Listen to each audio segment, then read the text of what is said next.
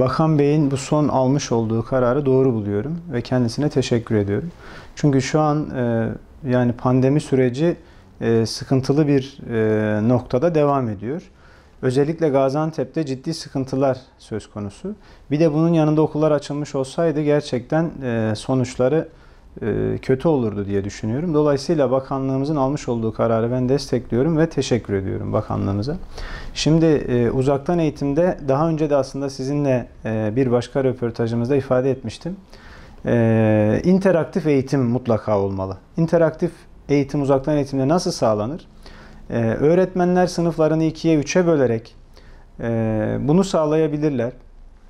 10'ar kişilik, 15'er kişilik küçük gruplarda çocukların derse interaktif olarak katılabileceği, soru cevap şeklinde yüz yüze olmasa da çeşitli programlarla yürütebilecekleri bir sistem sağlanabilir. Öğretmenlerimiz bunu başarabilirler diye düşünüyorum.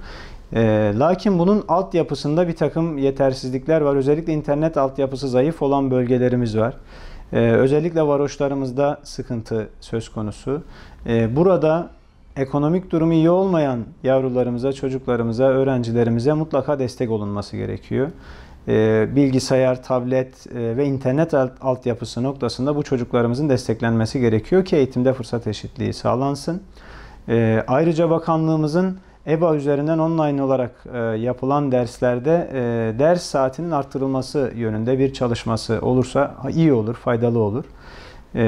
Yani bir de online derslere katılımın yüz yüze olan derslere katılım kadar önemli olduğunun öğrencilerimize anlatılması gerekiyor. Bu noktada da sınıf rehber öğretmenleri ve rehber öğretmenlerimiz, psikolojik danışmanlarımız bir çalışma yürütürlerse bu süreci daha faydalı şekilde geçiririz diye düşünüyorum ben. Öncelikle okulların açılıp açılmayacağına belli bir merkezden karar verilmemeli.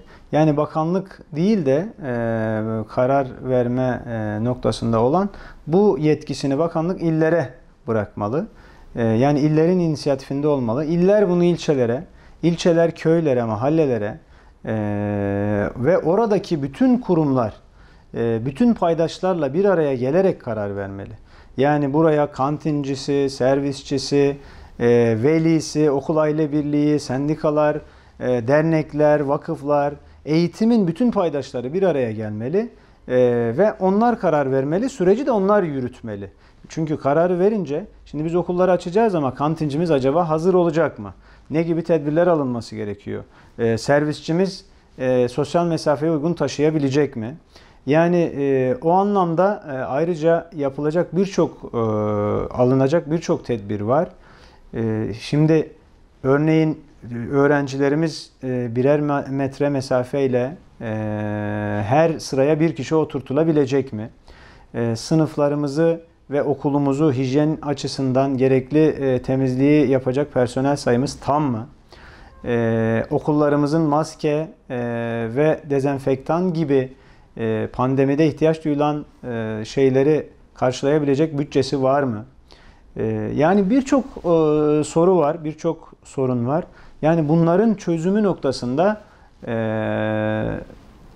harekete geçilmesi gerekiyor. Bir taraftan da bu uzaktan eğitim sürecinde buna benzer tedbirlerin mutlaka alınması gerekiyor bakanlığımız tarafından. Yani okulların örgün eğitime hazır hale getirilmesi bu süreçte gerekiyor. Şimdi bir an önce gönül istiyor ki örgün eğitime geçelim. Çünkü bizler evlatlarımızı, öğrencilerimizi özledik, öğrencilerimiz okullarını özlediler. Bunu yapabilmek için çok basit bir tedbir almamız gerekiyor. Çok basit bak. Yani bunu yapabilmek bizim elimizde. Bunu yapabilmek bizi izleyenlerin, bizi dinleyenlerin, bunu okuyanların elinde. Nedir? Maske, mesafe, sosyal mesafeye ve hijyene dikkat edilecek. Ayrıca şu an okulların bile açılamadığı bir süreci yaşarken mecburi olmadıkça insanların sokağa çıkmaması gerekiyor. Ben buradan sizin aracılığınızla halkımıza seslenmek istiyorum. Lütfen, bakın okulları bile açamadık. Lütfen zorunlu olmadıkça dışarı çıkmayalım. Gezmeyelim, tozmayalım. Yani lütfen evimizde kalalım, sağlıklı kalalım.